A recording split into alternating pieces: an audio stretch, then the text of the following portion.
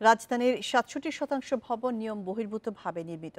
গত বছর রাজউকের এক জরিপের বরাতে সংসদকে এ তথ্য জানিয়েছেন গৃহায়ন ও গণপূর্তমন্ত্রী রেজাউল করিম।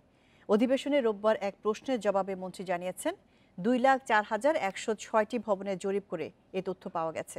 আরেক প্রশ্নের উত্তরে মন্ত্রী জানিয়েছেন রাজধানীর শান্তিনগর থেকে মাওয়া সড়কের ঝিলমিল পর্যন্ত ফ্লাইওভার তৈরি করা হবে।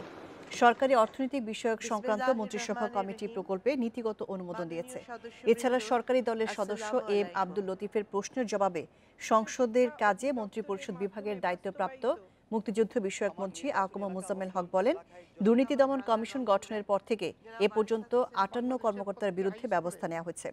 এর মধ্যে বিভাগীয় তদন্ত করে সাজা দেওয়া হয়েছে ১২ জনকে।